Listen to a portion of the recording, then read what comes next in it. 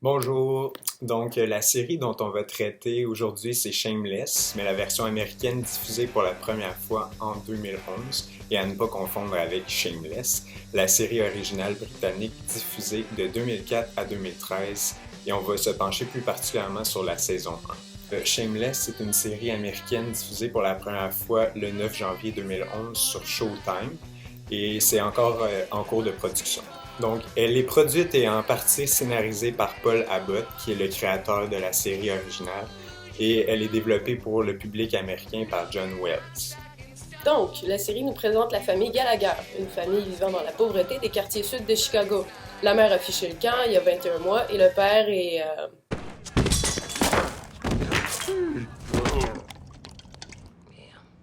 assez inapte à s'occuper de ses enfants. Donc, Frank, le père de la famille, est sévèrement alcoolique et sans emploi, mais il touche l'argent de différents chèques obtenus de manière frauduleuse. I told him I get migraines. Genius, huh? Try proving I don't have them. Sauf qu'il refuse de soutenir financièrement ou d'une quelconque façon d'ailleurs sa jeune famille. C'est donc à Fiona, l'aînée de 21 ans, de prendre soin de ses 5 frères et sœurs plus jeunes. Elle peut heureusement compter sur l'aide de ses voisins, un couple multiracial fêtard et libidineux, et de ses 2 frères plus vieux, Yann et Lip, qui font preuve de toujours plus d'ingéniosité et de créativité pour trouver de l'argent rapidement et en grande quantité, sans nécessairement rester dans les limites de la légalité. Bon, si la prémisse que je viens de vous faire peut sembler sombre, il en reste pas moins que la série va beaucoup plus loin que sa situation dramatique de départ. On entre tout de suite dans le vif du sujet avec dynamisme. Je précise ici que je suis pas fan des séries qui mettent l'accent sur la lenteur pour créer un effet dramatique, et nous fait rire de manière intelligente, notamment avec son regard sur la pauvreté, thème majeur de la série, en nous faisant nous questionner sur les limites et les failles du système social dans lequel nous vivons.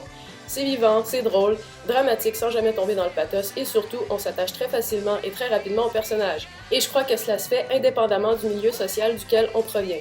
Il est donc inutile de préciser que je recommande hautement cette série à tout le monde. Sauf que, on n'est pas là pour faire une critique ou une analyse. On est là pour discuter des aspects cinématographiques et télévisuels dans Shameless et déterminer la catégorie dans laquelle il pourrait s'inscrire. La narrativité. D'abord, pour ce qui est des aspects télévisuels, il y a l'existence d'un générique qui revient comme un leitmotiv. Il revient comme un élément redondant et rassurant à chaque épisode et dont, à vrai dire, à peu près aucune série ne décide de se passer.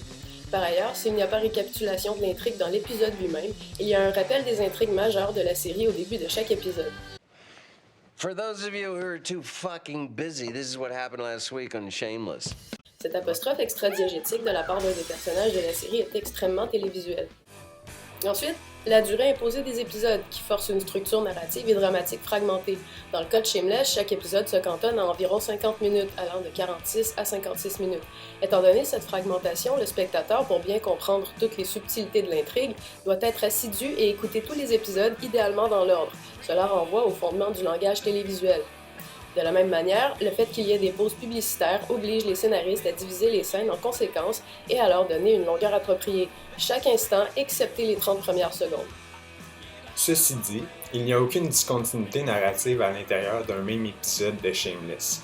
Donc il est impossible pour n'importe quel spectateur qui regarde la série sur une plateforme dénuée de publicité de remarquer la moindre rupture de l'action au moment où il devrait y avoir une pause publicitaire.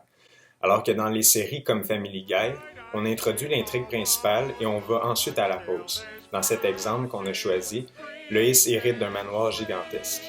Même regardé sur Netflix, il y a un noir de plusieurs secondes, suivi d'un plan extérieur sur le manoir, pour réintroduire le spectateur à l'intrigue de l'épisode avant de continuer le récit. Donc ces récapitulations de l'intrigue sont absentes dans Shameless, et il en est de même pour les rappels que font les personnages, qui sont placés de manière plus ou moins habile dans leur dialogue. Un épisode de Shameless se regarde d'un seul trait, chaque seconde, chaque plan est important, un peu à la manière d'un film. Aussi, chaque épisode est construit à la manière d'une histoire indépendante, avec un arc dramatique conventionnel, donc il y a une situation initiale, un élément perturbateur, des péripéties, des dénouements, une situation finale bien sûr. A good neighbor, and he would be sorely missed. Gonna take more than that to put out the lights on Frank Gallagher! Et de plus, comme chaque épisode est généralement produit par un réalisateur différent, chaque épisode devient une œuvre unique, donc un petit film unique dont l'esthétique, même si elle demeure globalement la même à travers la série, va changer un peu selon le style du réalisateur.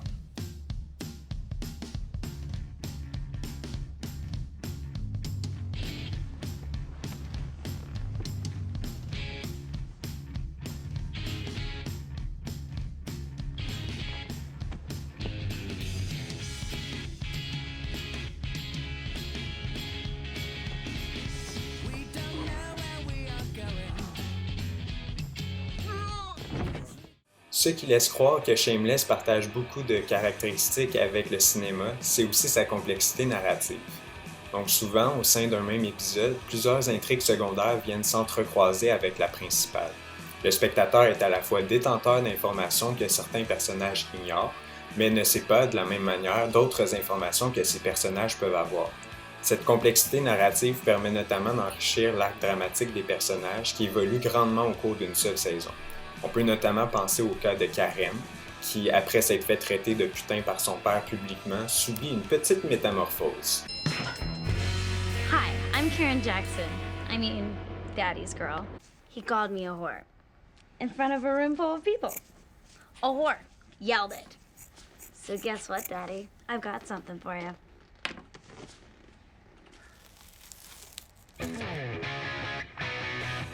Il y a aussi quelques flashbacks qui viennent complexifier la narrativité et l'inscrire dans une esthétique cinématographique. Images et plans. Donc, toujours pour défendre l'aspect cinématographique, l'esthétique des plans dans Shameless se démarque considérablement de l'esthétique que l'on peut trouver dans les séries télé de Degré Zéro, par exemple. Le champ contre champ est par ailleurs très peu utilisé et la caméra préfère se promener d'un personnage à l'autre. Ainsi, d'ordinaire, les plans sont fixes ou avec travelling pour présenter le lieu d'une scène au spectateur et la caméra à l'épaule est privilégiée pour suivre les personnages dans leurs aventures. On pourrait donc dire de Shameless que son esthétique relève du second degré. Or, ce second degré du langage télévisuel s'apparente, notamment dans le jeu des caméras et dans la complexification de sa narrativité, entre autres au style cinématographique. Donc, dans Shameless, le travail sur l'image est très important, à un point tel en fait que l'image prime sur la parole des personnages. Les mouvements de caméra très diversifiés participent donc à donner une esthétique cinématographique à la série. On peut par exemple penser au moment où Sheila, une agoraphobe qui ne sort jamais de chez elle, doit aller récupérer dehors le petit Liam, le bébé de la famille Gallagher, qui s'est aventuré à quelques mètres seulement de la maison. Donc à ce moment, les mouvements de caméra deviennent très variés. On a des zoom-in, des zoom-out, une shaky camera. Et la combinaison avec les éléments sonores inquiétants donne une atmosphère écrasante, un peu à l'image de la phobie de Sheila.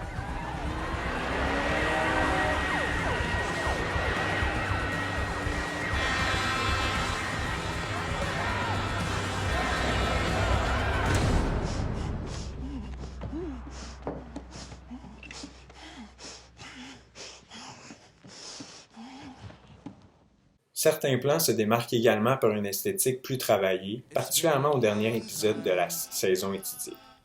Par exemple, le moment où Eddie se dirige vers sa cabane de pêche sur glace pour se suicider. Eddie, c'est le père de Karen. Et donc, à ce moment, la combinaison de la musique et d'une caméra fixe située à grande distance du personnage participe à l'effet dramatique et s'inscrit dans le langage cinématographique.